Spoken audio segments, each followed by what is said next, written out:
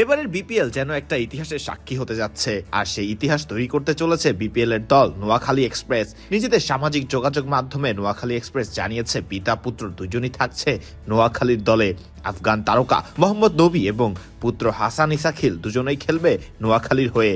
ভেবে দেখুন তো, নোয়াখালীর জার্সিতে একসাথে ক্রিজে ব্যাটিং করছেন মোহাম্মদ নবী এবং অপর প্রান্তে আছেন পুত্র ইসাখিল। কি অসম্ভব সুন্দরটাই না হবে এই ব্যাপারটি। ইসাখিল ইতোমধ্যে প্রশংসা কুড়িয়েছেন আফগানিস্তান অনূর্ধ্ব-19 দলের হয়ে। ওপেনার হিসেবে মূলত খেলে থাকেন মোহাম্মদ নবীর ছেলে হাসান ইসাখিল। সেই ইসাখিলকেই দলে ভিড়িয়েছে এবার বিপিএল এর দল নোয়াখালী এক্সপ্রেস। শুধু ইসাখিল নয়, ইসাখিলের বাবা আফগান তারকা অলরাউন্ডার মোহাম্মদ নবীও যে থাকছেন বিপিএল এ একই দলে।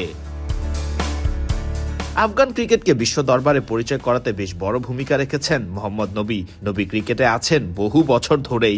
এক প্রকার বলা যেতে পারে মোহাম্মদ নবী আছেন নিজের ক্রিকেট ক্যারিয়ারের শেষের দিকেই। তবে নবী নিজের ছেলে ইসাখিলকে ঠিকই বানিয়েছেন নিজের উত্তরসূরি।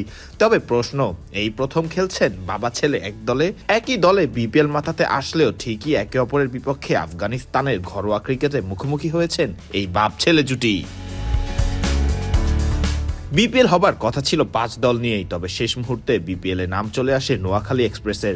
চমক দেখিয়ে আসে নোয়াখালী এক্সপ্রেস, দেখিয়ে যাচ্ছে একের পর এক চমক। এবার বাবা মোহাম্মদ নবী এবং ছেলে হাসান ইসাখিলকে দলে নিয়ে যেন ভক্তদের প্রত্যাশা আরো বাড়িয়ে দিল দলটি।